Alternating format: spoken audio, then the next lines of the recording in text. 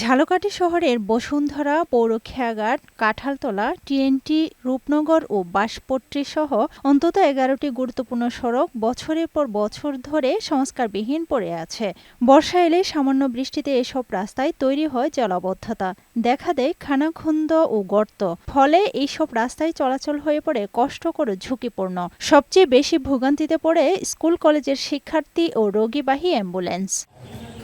স্থানীয়দের অভিযোগ, সড়কগুলোর দুরবস্থার কথা বারবার পৌর কর্তৃপক্ষকে জানানো হলেও কোনো উদ্যোগ নেওয়া হয়নি। বসুন্ধরা সড়ক সংস্কার কাজের অনুমোদন হয় ২০২২ সালে। ৩ বছর পার হতে চললেও এই সড়কের কাজই শুরু করেনি ঠিকাদার। ৩-৪ বছর ধরে আমরা শুনে আসছি যে টেন্ডার হয়েছে, এখন কাজ শুরু করবে, কিন্তু আমরা শুধু জলবদ্ধতা না, মানুষ চলাচলের অযোগ্য এই রাস্তাঘাটগুলো করার ব্যাপারে পৌরসভার কোনো উদ্যোগ নাই। আমাদের জনগণের খুবই ভোগান্তি হচ্ছে চলাফেরা করতে। তবে পৌর কর্তৃপক্ষ বলছে সড়কগুলো মেরামতের পরিকল্পনা নেওয়া হয়েছে, বরাদ্দ পেলে কাজ শুরু করা হবে। প্রত্যেকটা রাস্তায় আমাদের সিটি সিআরপি প্রকল্পের প্রথম ও দ্বিতীয় এবং তৃতীয় ফেজে এটা অ্যাপ্রুভড করা আছে। ইতিমধ্যে প্রথম পর্যায়ের কাজ 5টি রাস্তার কাজ শেষ পর্যায়ে আছে, দ্বিতীয় পর্যায়ে 3টি এবং সর্বশেষ পর্যায়ে আমরা 8টি রাস্তা মেরামত সংস্কার করব। ভাঙা রাস্তায় প্রতিদিন চলতে গিয়ে যেভাবে ভোগান্তি পোহাচ্ছে নগরবাসী, তাতে দ্রুত সংস্কার না হলে পৌরবাসীর মধ্যে ক্ষোভ বাড়তেই থাকবে, এমনটাই অভিমত ঝালকাঠির